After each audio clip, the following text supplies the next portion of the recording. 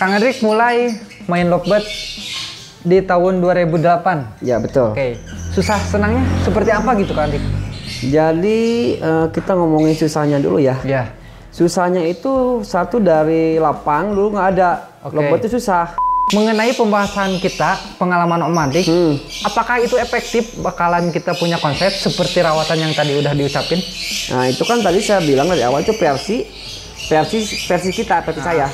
Dan itu yang udah terbukti Om Wil. Oke, terbukti oleh Om Hendrik pribadi gitu? Iya. Oke. Dan kebetulan burung yang kayak kemarin tadi itu yang keras sakti tuh. Iya. Itu kan burung dari nol, dari bahan. Iya. Nah itu yang saya ucapkan itu burung yang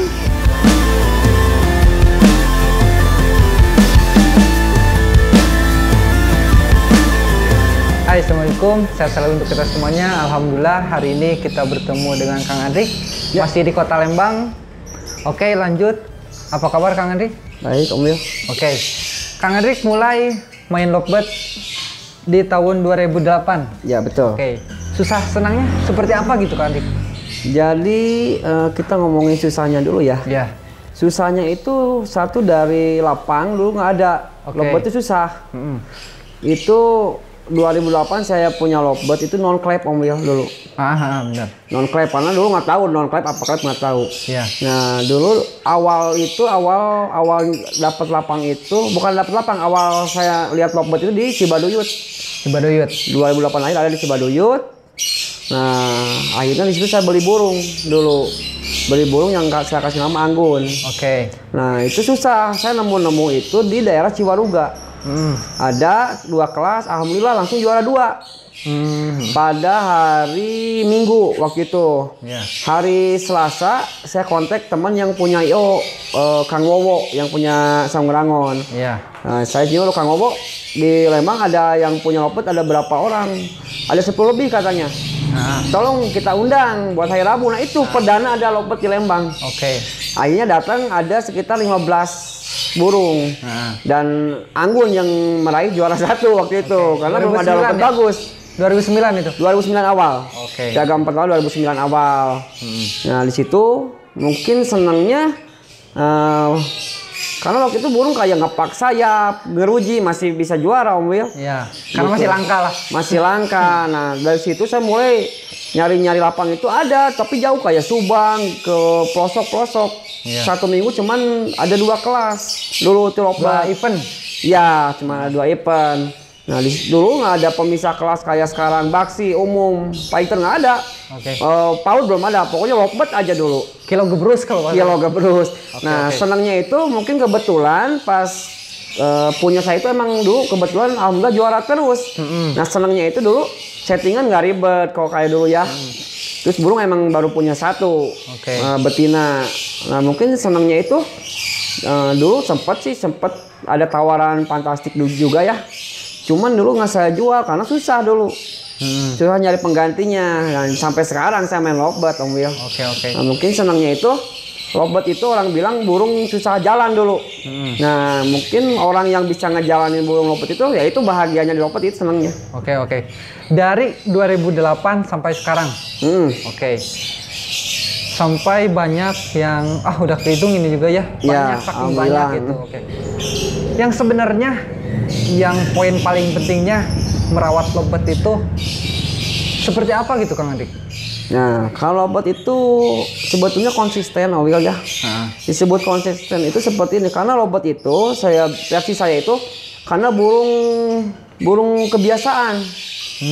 Jadi gimana kebiasaan orang pemegang kalau si lovebird seperti itu karena di lovebird itu ada istilah orang ada yang hebat di lovebird. Karena orang jago pasti beli burung ke orang dia bertanya lagi settingan awalnya ke orang itu. Makanya di lovebird itu nggak ada yang sampai jago istilahnya ya. Iya. Nah, jadi intinya satu konsisten, yang kedua pemahaman karakter. Oke. Itu aja sebetulnya. Jadi antara mungkin garis besarnya antara si jantan dan betina itu udah jelas berbeda. Nah, terus yang sekarang ada istilah konslet, gacoran, fighter itu juga udah beda settingannya. Termasuk ke gelas baby balimu udah beda. Beda dalam arti memprosesnya ya? Dalam memprosesnya. Oke. Kita simpulkan biar agak pembahasan kita menuju ke poinnya aja ya, biar nggak belibet-libet. Jadi perawatan hariannya itu seperti apa? Seperti apa gitu? Misalkan ke gacornya. Nah, sebelumnya saya ini mungkin ini sesuai versi ya. Iya. Karena mungkin setiap orang berbeda. Ini kita bahas versinya fantastik ya, versi saya pribadi. Kalau menurut saya untuk gacoran di betina itu saya di betina mungkin rawatannya tidak diutamakan dulu di untulan. Kalau saya mengutamakan lebih ke single. Oke. Dan kebetulan di sini saya nggak mencetak burung fighter. Karena di tempat saya itu susah. Karena burung terlalu banyak yang gacor dan posisi di ablak. Iya. Nah, kalau si betina saya bikin dulu awalnya dari single, Om Wil. Iya. Single dengan dijejer dan tidak ada yang dijemur. Tidak ada yang dijemur. Tidak ada. Nanti mungkin penjemuran awal doang. Kalau saya ngeliat burung itu udah kurang fit, udah ada ngelemak karena betina itu paling cepat ngelemak. Itu baru ada jemur itu juga nggak lama. Nah nanti proses proses panjangnya mungkin saya single dulu. Nanti langkah selanjutnya buat penguntulan setelah burung benar-benar konsisten di lapang. Dan ada satu hal yang mungkin disepelekan sama kecomania ya. Jadi pengembunan itu sangat penting sebetulnya Om. Untuk betina? Untuk jantan betina. Oke. Terutama ke betina. Oke. Karena betina itu burung yang paling cepat dia over birahi. Nah mungkin salah satu proses buat penurun birahi itu ya pengembunan. Gitu Om Wil. Mungkin dari udara segar yang pertama dihirup burung itu yang dibutuhkan buat pernapasan dia juga sebetulnya. Kan katanya pengembunan itu bisa menurunkan birahi, betul nggak? Kalau sebetulnya penurun birahi syarat utama itu tetap kawin, Om Wil. Kawin. Kalau peredam sama yang mengurangi ya termasuk mandi malam, pengembunan, timun. Iya. Itu hanya peredam. Oke. Hanya sekedar sementara. Tapi kalau buat penurun birahi yang mutlak itu kawin sama dikawin. Oke. Gitu Om Wil. Oke. Terus tadi memproses atau jangka waktunya single itu berapa lama sih? Nanti kelihatan pas dia kalau burungnya itu baik lagi ke materi burung ya. Kalau burungnya cerdas, mentalnya udah kelihatan itu 3 sampai seminggu dia kelihatan. Kelihatan. Dia proses pertama kan penghilangan dulu fighter ya. Itu 3 hari sampai seminggu kebentuk. Fighternya bisa hilang. Tanpa disadari karakternya pasti berubah gitu. Pasti berubah. Yang penting itu biasanya burung kelihatan di malam hari. Malam hari. Saat kita gantung, kita kumpulin sama kalau betina saya main betina semua betina nih. Posisinya betina jantan semua. Oke. Saya nggak berani dicampur dulu dalam proses pembuatan. Nanti kalau si betina udah kelihatan itu dia fighternya hilang, gacor terus dan double. Gitu. Tapi kadang-kadang kalau betina dari sardot bisa kelihatan juga. Oke. Itu di satu ruangin atau gimana? Satu ruangan. Jadi beda di posisi. Satu ruangan beda posisi. Jadi blok kiri saya di betina dengan jarak 1 jengkal. Kalau di kanan saya pakai jantan dengan jarak sesuai gantangan sama. Oke. Kita lanjut. Tadi udah dibahas dalam arti penggacoran untuk lobet ya.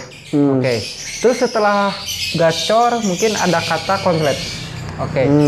Pasti perbedaannya perawatannya beda ya? Beda. Kita jelasin Om Andri kalau misalkan perbandingan atau perbedaannya gacor dan konslet perawatannya seperti apa gitu kan? Betina. Ya. Nah kalau di betina, kalau pembentukan awal gacoran itu yang tadi pertama saya ceritain. Awalnya situ dengan cara kita sering menempel di atas betina sama betina dengan jarak 1 jengkal. Sistem track lah mungkin ya? Sistem track di atas dengan proses awal penghilangan karakter fighternya. Nah nanti kalau burung udah kelihatan ada arah ke konslet, itu mulai nanti arahnya kita ke penguntulan. Tapi kalau sebisa mungkin sebelum penguntulan kita jajal dulu ke lapang Om Wil. Oh dia udah di bawah bocor, di atas bocor, baru dia penguntulan. Nah nanti penguntulan kita bisa baca ada yang minta sama baby dulu. 3, biasanya 3 ekor sampai lebih. Ada yang sampai ada yang pakai jantan. Kalau versi di Makassar itu pakai jantan. Harus dikawin Om Wil. Pakai gelodok atau enggak? Nggak usah. Jadi kalau di betina itu ada istilah buang telur. Nah kalau buat proses buang telur kita pakai gelodok. Setelah telur 2 kita cabut. telur 2. Telur 2 kita cabut dan harian nggak usah pakai glodok. Oke. Nah, dan ini mesti klarifikasi. Banyak orang-orang yang ketakutan Omil dengan dikawin betina bisa mengurangi durasi. Nah, itu kalau kita mindsetnya bisa Omil. Jadi di setiap burung itu dikawin, kita harus lebih sering ke jadwal kontes. Oh iya. Satu, kalau kita sering jadwal kontes, burung semakin banyak dibawa ke lapang, dia nggak bakal nelor. Oke. Kalau betina nggak bakal telur, dan durasi bakal nambah. Yang jadi karakternya rusak itu yang dikasih glodok dia sampai nelor. Sampai berapa itu nelornya? Telur 2. Telur 2 Kalau cukup. misalkan lebih gimana? Kalau lebih nanti dia otaknya ke ngeloloh. Breeding. Ke breeding dia. Oh, Dia nggak mau ke gantangan. Naluri dia ke breeding nantinya. Nah, semakin dekat ke penetasan. Oke. Gitu, Om. Kalau memproses konslet itu. Iya, betul. Oke. Gini Kandik. Mungkin kita kesimpulkan setiap burung yang konslet, sebelum konslet, pasti setiap burung itu pasti painter dulu ya. Jantan apa betina itu juga? Ya. Basicnya ya. Jadi kalau yang saya dapat Omil ya, yang saya milikin dari dulu. Jadi saya punya 2 versi. Oke. Ada versi yang saya bikin, istilahnya saya bikin itu dalam artian dari fighter ke gacor ke konslet. Fighter, gacor, konslet. Oke. Ada yang kita dapatnya emang dari udah jadi untulannya dari nguntul sendiri dari glodok udah jadi. Kalau itu saya prosesnya nggak tahu dari sananya.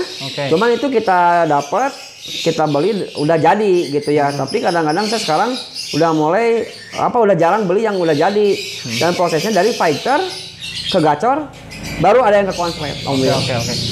Kalau perbandingannya memproses betina khususnya untuk ke konslet dan jantan itu ada perbedaan nggak? Ada Om. Oke. Ada. Gimana sih Monik? Kalau yang saya dapat ya itu kebetulan di sini kebanyakan betina Om. Jadi kalau betina itu istilahnya saya beli nih. Kalau saya sih alhamdulillah Om ya. Mungkin belum kayak orang-orang yang beli burung murah jadi mahal. Satu, saya menghargai orang-orang yang pembuat bahan ya. Itu saya beli burung bahan di 3 juta ke atas Om ya. Dari 3 juta ke atas. Kadang-kadang kalau burung kurang nih, kalau betina tuh bisa ditaruh. Udah biarin taruh aja. Jadi tabungan gitu. Jadi tabungan, nanti juga dia ngebentuk sendiri. Nah kalau jantan itu kita ulik Om ya. Kita kulik-kulik terus.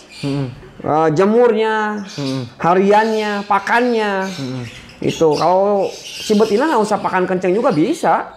Yang penting polos. Yang penting dia dari kita cara gantangnya itu konsisten di situ aja terus posisi dia tuh ngumpulnya di situ. Kalau jantan, kalau betina. Kalau betina. Kalau betina. Kalau jantan itu kan harus ada penjemuran khusus. Ada istilahnya pakannya mesti kencang. Nah kalau betina enggak. Kita dengan ditaruh aja nanti kadang-kadang sering jadi sendiri Om. Pokoknya intinya ketabungan lah. Gitu. Ketabungan. Niatnya gitu ya. Betul. Kalau misalkan masalah ekstra puding dan pakan tadi udah dibandingin ya. Kalau misalkan betina bisa polosan. Kalau misalkan jantan wajib kencang. Kalau masalah ekstra puding dan mandinya seperti apa gitu Kang Andi? Nah itu kita perbandingannya ya. Kita balik lagi ke burung yang karakternya kalau burung dia nggak jinak Om ya. Dalam artian gerabah gitu. Itu kita wajib pemandian semprot. Karena satu istilah di konslet itu ada istilah ngeplay. Ngesau ya. Ngesau dan ngeplay. Jadi ngeplay itu ketenangan di burung. Nah kalau burung nggak tenang dia mau gimana mau ngeplay, mau gimana konslet. Nah itu satu proses pengeplayannya itu ada yang dengan cara mandi. Semprot. Ada yang sehari 3 kali, sehari 2 kali, sampai dia burung tenang dan bunyi. Kalau burung udah jinak itu nggak usah. Itu biarin semau dia mau mandi sendiri. Gitu. Dalam pemandian konon katanya ada yang prosesnya satu hari itu 3 kali mandi. Ada 2 liter. Apakah itu efektif atau enggak? Gimana? Efektif Om Wil. Tapi itu biasanya kita lihat dulu jenis si bulu. Kalau si burung dengan bulu tebal, itu kan nanti kelihatan burung tuh gembungnya tebal, sama bulu tipis. Kalau bulu tebal dia kuat sampai 2 liter. Dia bisa. Nanti kita bisa kelihatan karena bulu-bulu tebal itu kadang-kadang kayak minyak. dia susah basah. Iya, benar. Bisa sampai 2 liter dan dia kuat. Iya. Nah kalau boot tipis dia sedikit aja udah lepek. Oh iya. Nah nanti lihatnya gitu aja. Oke. Nah kalau di jantan kita nggak usah mandi lepek Om Yul. Ada istilah pengembunan, nah itu bener. Mandi embun ini. Mandi embun kalau jantan yang mandinya paksa gitu. Beda halnya sama yang mandi sendiri, udah biarin aja. Oke. Gitu. Jam berapa aja sih Om Andik itu? Misalkan kalau 3 kali proses pemandiannya? Nah kalau di wilayah Lembang nih ya, wilayah yang termasuk dingin ya. Ya. Itu nunggu matahari biasanya sekarang jam 7 udah ada sih ya. Jam 8 mulai mandi, jam 8, jam 12 sama jam 5. Oke. Kalau misalkan malam itu ya basah kuyup lagi. Kalau malam saya kurang berani Om Yul sekarang di daerah ekstrim ya, cuaca ekstrim. Saya paling ke yang ketiganya di jam 5. Jam 5? Iya. Oke, mungkin termasuk sore ya? Iya, itu lepek. Oke, siap Om Andik. Kesimpulannya Om Andik, setiap burung pasti memahami atau berbeda karakter. Betul. Oke. Terus memproses jantan dan betina pastinya prosesnya beda. Berbeda. Oke. Dalam perawatan harinya juga beda ya? Beda. Oke. Mungkin ada lagi Om Andik kesimpulannya atau masukan lagi dari Om Andik? Nah, jadi ini sebuah motivasi aja ya buat kicaumannya. Yang intinya maaf nih, bukannya membedakan kelas, tapi buat yang masih perekonomiannya di bawah, pengen memiliki burung bagus, memulai dari bahan, itu saya kasih tips aja. Pertama, daripada kita beli yang lebih murah dengan jumlah yang banyak tapi kurang jelas ke depannya, mending agak ada harganya dikit tapi jelas. Satu itu pencarian bakat intinya ya Om Yul ya. Dan di burung itu jangan salah gaul. Kita mesti dekatin orang yang udah berpengalaman, yang lebih paham intinya. Yang lebih paham dalam pencarian bakat. Nah, yang kedua, seandainya burung masih, tapi kita beli materi itu udah ada misalkan ya Om Yul, udah ada mendekati. Intinya jangan cepat putus asa. Karena takutnya itu burung karena satu kita tidak memahami proses adaptasinya, tidak memahami karakter perpindahan tempat, perpindahan tangan suka ada adaptasi. Nah, jadi sabar aja dulu. Ada sabar dan konsisten. Dan jangan pernah mencoba eksperimen yang ekstrim kalau di burung. Itu sebetulnya itu aja Om Yul. Oke. Kesimpulannya Om Andik, pertanyaan terakhir. Mengenai pembahasan kita, pengalaman Om Andik, apakah itu efektif bakalan kita punya konsep seperti rawatan yang tadi udah diucapin? Nah, itu kan tadi saya bilang dari awal itu versi kita, versi saya. Dan itu yang udah terbukti Om Yul. Terbukti oleh Om Andik pribadi gitu? Iya. Oke. Dan kebetulan burung yang kayak kemarin tadi itu yang keras sakti tuh. Iya. Itu kan burung dari nol, dari bahan. Nah, itu yang saya ucapkan itu burung yang yang testimoninya ke itu ke dia, ke keras sakti. Yang tadi saya ceritain semua itu ke situ. Ada testimoninya ke sana. Di sini hanya nggak sekedar hanya obrolan doang gitu. Jadi ada bukti obrolan. Betul, Ambil. Oke. Intinya buat berbagi ke semua. Terutama ke pemula, Ambil ya. Iya, bener. Oke, mungkin teman-teman cukup segitu aja. Terima kasih banyak ini atas waktunya Om Andik. Sama-sama, Om.